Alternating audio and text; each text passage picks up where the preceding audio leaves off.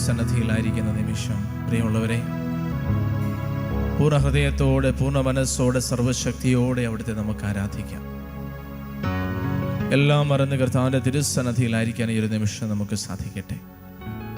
നമ്മളായിരിക്കുന്ന ഇടങ്ങളിൽ ഒരു നിമിഷം സാധിക്കുന്നത് പോലെ ദൈവസന്നിധിയിലേക്ക് ഒന്ന് കരങ്ങൾ ഉയർത്താം. നാളിതുവരെ ദൈവം തന്ന എല്ലാ അനുഗ്രഹത്തിനും, അവിടുന്ന് ഓരോ നിമിഷം എന്നെ കാത്തു പരിപാലിക്കുന്നതിനും, അവിടുത്തെ സ്നേഹിച്ചുകൊണ്ട്, സ്തുതിച്ചുകൊണ്ട്, ആരാധിച്ചുകൊണ്ട് ഒരു നിമിഷം അവിടുത്തെ സ്തുതിച്ച് മഹത്വപ്പെടുത്താം. Hallelujah, hallelujah, hallelujah. യേശുവേ, ആരാധിക്കുന്ന, നന്ദി പറയുന്ന കർത്താവേ, സ്തുതിക്കുന്ന, മഹത്വപ്പെടുത്തുന്ന യേശുവേ, thank you Jesus, praise you Jesus. Hallelujah, hallelujah, hallelujah.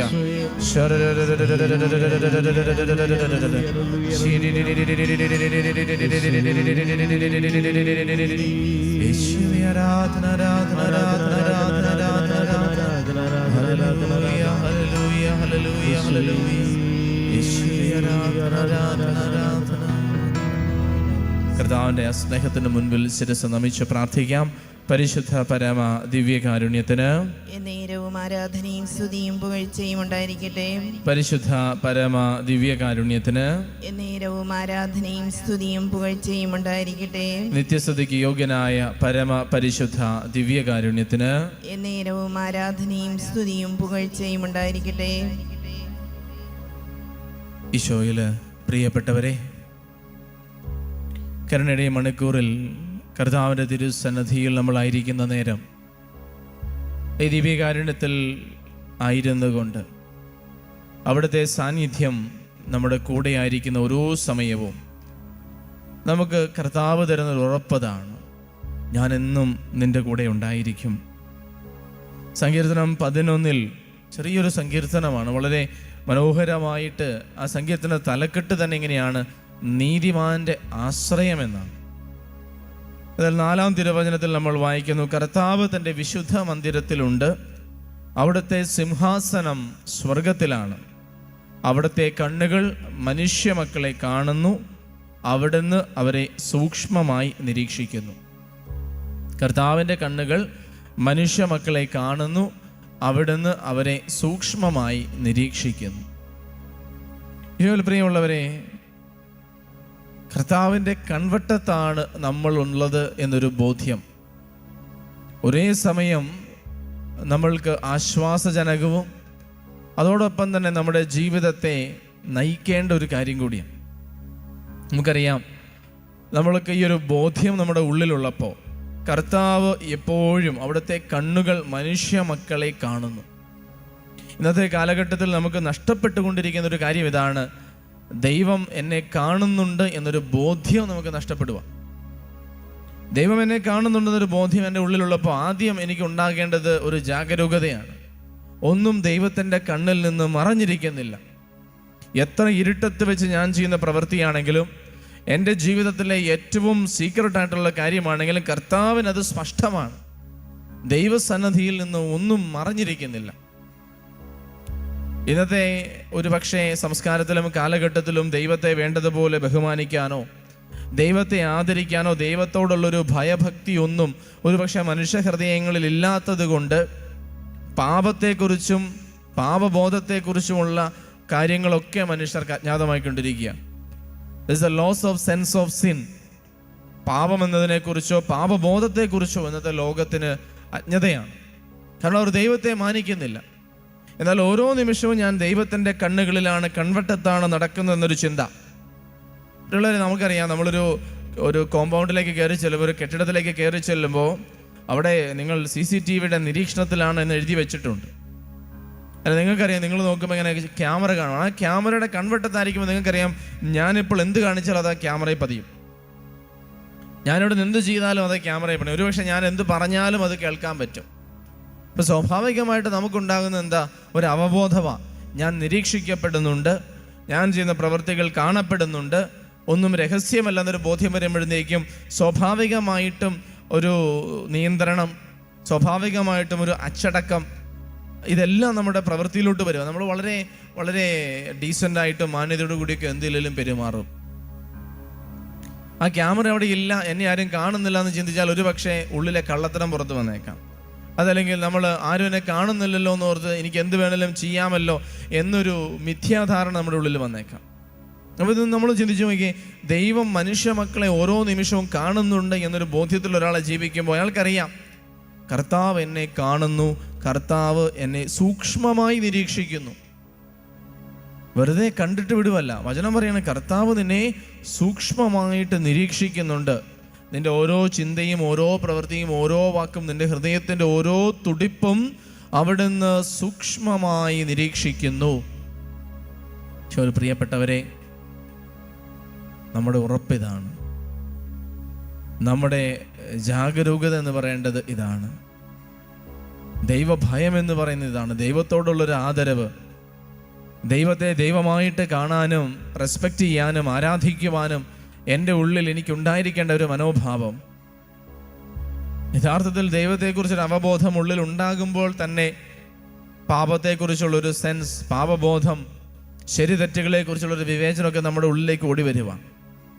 ഇനി രണ്ടാമത്, ദൈവം എന്നെ കാണുന്നു എന്നുള്ളൊരു കാര്യം എനിക്ക് ഉറപ്പുള്ളപ്പോൾ അതെനിക്ക് ഭയങ്കരമായിട്ടൊരു സേഫ്റ്റിയാണ്. എൻ്റെ ജീവിതത്തിൽ സംഭവിക്കുന്നതൊന്നും ദൈവം അറിയാതെ നടക്കുന്നില്ല. എൻ്റെ ജീവിതത്തിലെ ഉയർച്ചയും താഴ്ചയും സന്തോഷവും സന്താപവും എല്ലാം ദൈവത്തിനറിയാം. ദൈവം എന്നെ കാണുന്നുണ്ട്, ദൈവം എന്നെ സൂക്ഷ്മമായി നിരീക്ഷിക്കുന്നുണ്ട്. ഞാൻ എത്രമാത്രം വിശുദ്ധിയിലാണ് നടക്കുന്നതെന്ന് ദൈവത്തിനറിയാം. എൻ്റെ ഹൃദയത്തിൻ്റെ ഇംഗിതങ്ങൾ ദൈവത്തിനറിയാം. അതുകൊണ്ടല്ലേ സങ്കീർത്തനം 139 വായിക്കുന്ന, ദൈവമേ അവിടുന്ന് എന്നെ പരിശോധിച്ച് എൻ്റെ ഹൃദയ വിചാരങ്ങൾ മനസ്സിലാക്കണമേ, എന്നെ പരീക്ഷിച്ച് ഞാൻ നല്ല വഴിയിലൂടെയാണോ നടക്കുന്നതെന്ന് നോക്കണമേ എന്ന് സങ്കീർത്തനം പ്രാർത്ഥിക്കുക. നിങ്ങളൊരേ ക്രിസ്തുവിൽ വിശ്വസിക്കുന്ന ഓരോ വ്യക്തിക്കും അവിടുന്ന് കൊടുക്കുന്ന ഉറപ്പ് തന്നെ, ഞാൻ എപ്പോഴും നിന്നെ കാണുന്നുണ്ട്, ഞാൻ നിന്നെ കരുതുന്നുണ്ട്, ഞാൻ നിന്നെ സംരക്ഷിക്കുന്നുണ്ട്, നീ എൻ്റെ കൺവട്ടത്ത് എപ്പോഴും ഉണ്ട്, ഞാൻ നിന്നിൽ നിന്നും കണ്ണെടുക്കുന്നില്ല, നിന്നെ കാക്കുന്നവൻ ഉറക്കം തൂങ്ങുന്നില്ല, നിന്റെ പരിപാലകൻ മയങ്ങുകയില്ല. പിന്നെ ഞാൻ എന്തിന് ഭയപ്പെടണം? ഞാൻ എന്തിന് ആകുലപ്പെടണം? ദൈവം എന്നെ കാണുന്നു, ദൈവം എന്നെ അറിയുന്നു, ദൈവം എന്നെ സൂക്ഷ്മമായി നിരീക്ഷിക്കുന്നു. അവിടുത്തെ കൺവട്ടത്ത് വ്യാപരിക്കുന്ന ഞാൻ എന്നും സുരക്ഷിതനാണ്. ഇതിന് തൊട്ട് മുമ്പത്തെ വചനങ്ങൾ നമ്മൾ വായിക്കുന്നുണ്ട്. അടിത്തറ തകർന്നാൽ നീതിമാൻ എന്തു ചെയ്യും? അടിത്തറ തകർന്നാൽ, സങ്കീർത്തനം 11:3 വായിക്കുകയാണ്, അടിത്തറ തകർന്നാൽ നീതിമാൻ എന്തു ചെയ്യും? നമുക്കെല്ലാവർക്കും നമ്മുടെ ജീവിതത്തിൽ ഒരുപക്ഷെ ശാരീരികമായും മാനസികമായും ആത്മീയമായും പല അടിത്തറകളുണ്ട്. ഒരു ഭവനം നിൽക്കുന്നത് അതിൻ്റെ ഫൗണ്ടേഷനിലാണെന്നതുപോലെ നമ്മുടെ ആത്മീയ ജീവിതത്തിൽ ചില പ്രിൻസിപ്പിൾസ് ഉണ്ട്, ചില അടിത്തറകളുണ്ട്, നമുക്ക് ചില ജീവിതമാനങ്ങളുണ്ട്. നമ്മുടെ ജീവിതത്തിൽ നമ്മൾ കെട്ടിപ്പടുക്കുന്ന അത്തരം ജീവിതമാനങ്ങളിലാണ്. അപ്പോൾ നീതിമാന്റെ അടിത്തറ എന്ന് പറയുന്നത്, അവൻ്റെ ബലം എന്ന് പറയുന്നത് എന്താണ്? എന്നെ കാക്കുന്ന കർത്താവുണ്ട്, എന്നെ കാണുന്ന കർത്താവുണ്ട്, എന്നെ അറിയുന്ന കർത്താവുണ്ട്. ദുഷ്ടന്മാർ ഇരുട്ടത്ത് എനിക്കിതിനായി എന്നെ വീഴ്ത്താൻ വില്ലുകുലച്ച് അമ്പ് തൊടുത്തിരിക്കുന്നു എന്ന് പറയുമ്പോഴും നീതിമാൻ അടിത്തറയുണ്ടെങ്കിൽ നീതിമാൻ ഇളകുന്നില്ല. അതുകൊണ്ടാണ് ഈ സങ്കീർത്തനത്തിന് തലക്കെട്ട് തന്നെ കൊടുത്തിരിക്കുന്നത്, നീതിമാന്റെ ആശ്രയം. നീതിമാന്റെ ആശ്രയം. നീതിമാന്റെ ആശ്രയം ഇതാണ് പ്രിയമുള്ളവരെ. വിശുദ്ധിയിൽ ജീവിക്കുന്ന, ദൈവത്തിൽ വിശ്വസിക്കുന്ന എൻ്റെയും നിങ്ങളുടെയും എല്ലാം ആശ്രയം എന്താണ്? എൻ്റെ ഈശോ എന്നെ കാണുന്നു, എൻ്റെ ഈശോ എന്നെ അറിയുന്നു, എൻ്റെ ഈശോ എന്നെ സ്നേഹിക്കുന്നു. കർത്താവ് അറിയാതെ എൻ്റെ ജീവിതത്തിൽ ഒന്നും നടക്കുന്നില്ല. എൻ്റെ ജീവിതത്തിൽ ഇപ്പോൾ നടക്കുന്നത് എന്താണെന്ന് ഒരു പക്ഷെ എനിക്ക് മനസ്സിലാകുന്നില്ല. ഞാൻ ആഗ്രഹിച്ചതുപോലെ എൻ്റെ ജീവിതത്തിൽ കാര്യങ്ങൾ മുന്നോട്ട് പോകുന്നില്ല. ഞാൻ വിചാരിച്ചതുപോലെ കാര്യങ്ങൾ വർക്കൗട്ട് ആകുന്നില്ല. എൻ്റെ പ്ലാനും പദ്ധതിയും അനുസരിച്ചും എൻ്റെ കണക്കുകൂട്ടലുകൾ അനുസരിച്ചും പലതും ശരിയായിട്ടൊന്നും വരുന്നില്ല. പക്ഷേ എനിക്കൊരു കാര്യം ഉറപ്പാണ്, എൻ്റെ കർത്താവ് എന്നെ കാണുന്നു, അവിടുന്ന് എന്നെ നിരീക്ഷിക്കുന്നു, അവിടുത്തെ കരങ്ങളിൽ ഞാൻ സുരക്ഷിതമാണ്. നമ്മുടെ ജീവിതത്തിൽ നമുക്കുണ്ടായിരിക്കേണ്ട ഒരു അഷ്യൂറൻസ് ഇതാണ്, കർത്താവ് എന്നെ കാണുന്നു, കർത്താവ് എന്നെ കരുതുന്നു, ഞാൻ എന്തിന് ഭയപ്പെടണം? നമ്മുടെ ജീവിതത്തിൽ നമ്മൾ അസ്വസ്ഥപ്പെടുന്ന എല്ലാ മേഖലകളെയും ഈ ഒരു നിമിഷം സമർപ്പിക്കാം. ഈ ഗാനത്തിൻ്റെ ഈ രടികളോട് ചേർന്ന് പ്രിയമുള്ളവരെ, നമുക്കും ഈ നിമിഷം കർത്താവിൻ്റെ തിരുസന്നിധിയിൽ പാടി പ്രാർത്ഥിക്കാം. കർത്താവ് എന്നെ കാണുന്നു, കർത്താവ് എന്നെ അറിയുന്നു, ഞാൻ എന്തിന് ഭയപ്പെടണം? കർത്താവിൻ്റെ കോട്ടയാണ്, കർത്താവിൻ്റെ രക്ഷയാണ്, ഞാൻ എന്തിന് ഭയം നോടണം? കാരണം കർത്താവിൻ്റെ കൺവെട്ടത്ത് ഞാൻ ഓരോ നിമിഷവും വ്യാപരിക്കും. പ്രശ്നം ഇതാണ്, കർത്താവിൻ്റെ കൺവെട്ടത്തിന് പുറത്തേക്ക് ഞാൻ വ്യാപരിക്കാൻ ശ്രമിക്കുമ്പോൾ ഞാൻ വിചാരിക്കുന്നു ആരും എന്നെ കാണുന്നില്ല, എനിക്ക് എന്ത് വേണമെങ്കിലും ചെയ്യാം. അത് നമുക്ക് നമ്മുടെ മനസ്സിൽ പ്രലോഭനമിടുന്ന മിഥ്യാധാരണയാണ്. ഒരു കാര്യം ഉറപ്പിച്ച് ജീവിക്കുക, നീ എന്നും കർത്താവിൻ്റെ കൺവെട്ടത്താണ്. കർത്താവിൻ്റെ കണ്ണു വെട്ടിക്കാൻ നിനക്ക് സാധിക്കില്ല.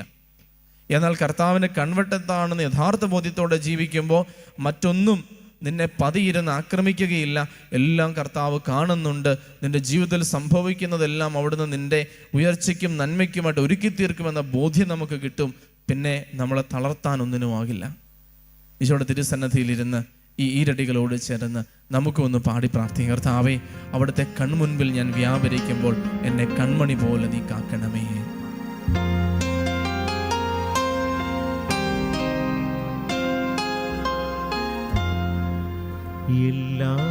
എല്ലാമറിയും നായക, എൻ ജീവദായക, എൻ്റെ കർത്താവേ, എന്നന്തരംഗ ശില്പി നീ, നിന്നാമം വാഴ്ത്തിടാ.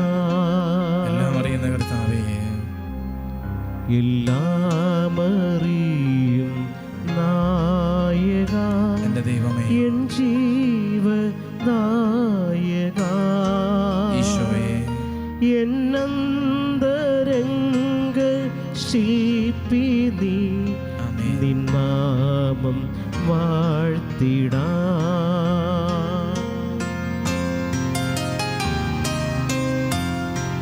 കർത്താവിൻ്റെ തിരുസന്നിധിയിലായിരിക്കുന്ന നിമിഷം ഒന്ന് ചേർന്ന് കർത്താവിനെ വാഴ്ത്തുന്ന, ഇവിടുത്തെ കരുണയ്ക്ക് വേണ്ടി പ്രാർത്ഥിക്കുന്ന സമയമാണ്. കർത്താവിൻ്റെ തിരുസന്നിധിയിലായിരുന്നു കൊണ്ട് അവിടുത്തെ കരുണയ്ക്ക് വേണ്ടി നമുക്ക് പ്രാർത്ഥിക്കാം. കർത്താവെ, ലോകമാസകലമുള്ള എല്ലാ പാപികളെയും ഞങ്ങൾ അങ്ങയുടെ സന്നിധിയിൽ കൊണ്ടുവരുന്നു. അങ്ങയുടെ കരുണക്കടലിൽ അവരെ മുക്കിയെടുക്കണമേ. കരുണാമയനായ കർത്താവെ, അവിടുത്തെ പരിശുദ്ധ മണവാട്ടിയായ തിരുസഭയെ വിശുദ്ധിയിൽ, വിശ്വാസത്തിൽ, സ്നേഹത്തിൽ നിലനിർത്തണമേ. ഞങ്ങളുടെ കുടുംബങ്ങളെ ദൈവസ്നേഹത്തിലും ശാന്തിയിലും സമാധാനത്തിലും കാത്തുപാലിക്കണമേ. സ്നേഹസ്വരൂപനായ കർത്താവെ, ജീവിത തടസ്സങ്ങൾ മൂലം, പ്രതിസന്ധികൾ മൂലം വിഷമിക്കുന്നവരെ അങ്ങ് കൈപിടിച്ച് നടത്തണമേ. അവർ വീണു പോകുവാൻ അങ്ങ് അനുവദിക്കരുതേ. ഈശോയുടെ തിരുസന്നിധിയിൽ അവിടുത്തെ കരുണയുടെ ആശീർവാദം ഏറ്റെടുക്കുവാനായിട്ട് നമുക്കൊരുങ്ങാം. നമ്മളായിരിക്കുന്ന ഇടങ്ങളിൽ മുട്ടിന്മേലായിരുന്നു കൊണ്ട് കരങ്ങളെ രണ്ടും മറുവോട് ചേർത്ത് വെച്ച് ഈശോയെ, ഞാൻ അങ്ങയിൽ ശരണപ്പെടുന്നു എന്ന് പ്രാർത്ഥിച്ചുകൊണ്ട് അവിടുത്തെ ആശീർവാദം നമുക്ക് സ്വീകരിക്കാം.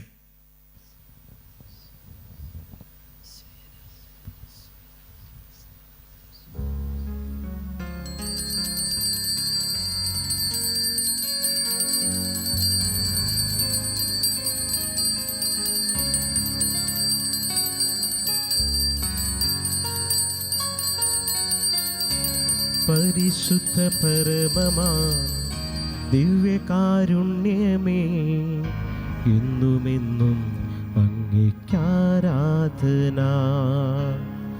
പരിശുദ്ധ പരമമാ ദിവ്യകാരുണ്യമേ, എന്നുമെന്നും അങ്ങേക്കാരാധന. പരിശുദ്ധ പരമമാ ദിവ്യകാരുണ്യമേ, എന്നുമെന്നും അങ്ങേക്കാരാധന.